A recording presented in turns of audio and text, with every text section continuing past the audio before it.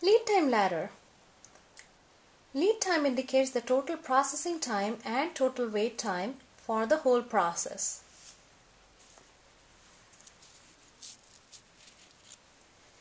There are various ways how you can indicate process time and wait time on a lead time ladder. This is how I like it. I like to separate the process time, which is touch time, and process time that's non-value added time. And you can show the lag or wait between steps separately. So on the top you can see this, the lag or wait between the steps, process A, process B. In between the step there's a wait of at least 10 minutes. In process B and C there's a wait of 15 minutes.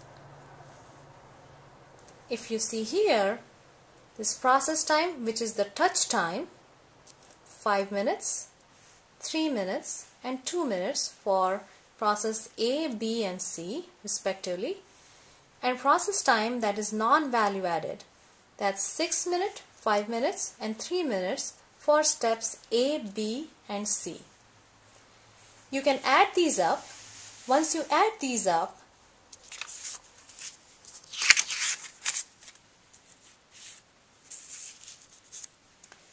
these are the various metrics that you will have.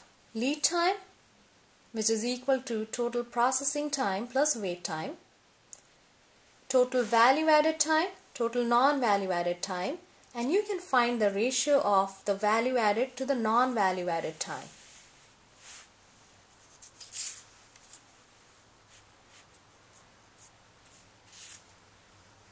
And last but not the least is the takt time. Takt time is the pace or rhythm at which you should produce to meet customer demand.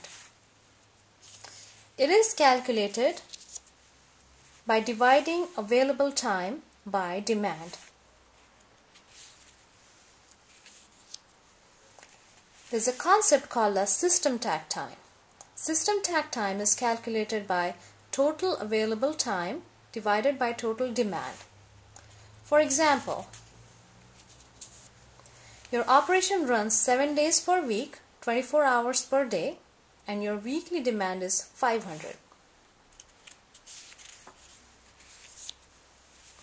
So your total available time is 7 days multiplied by 24 hours, which gives you 168 hours per week, or 168 hours multiplied by 60 minutes, that gives you 10,080 minutes per week. That's your available time. To calculate the system takt time, you would divide the total available time, which is 10,080 minutes, divide by 500 items, which gives you the takt time of 21 minutes per item.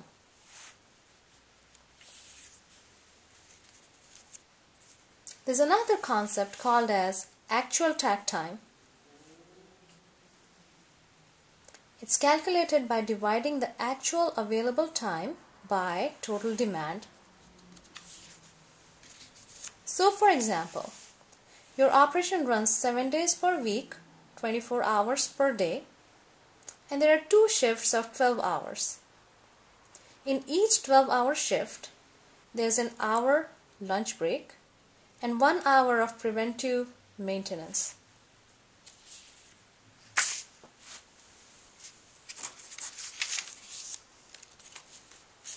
In this case, the actual available time is total time minus the losses,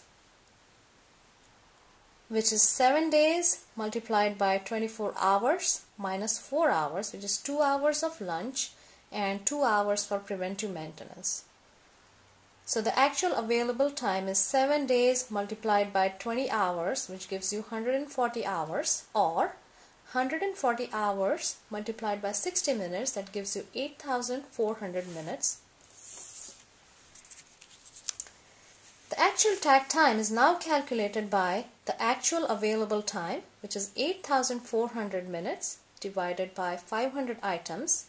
So the actual takt time is 16.8 minutes per item. Here is an example of a value stream map. It is the current state value stream map of a fictitious emergency department called the Burton Group Emergency Department. Owner is Emily Gordon and the date is 02/25/2012. The customer on the right side of the value stream map.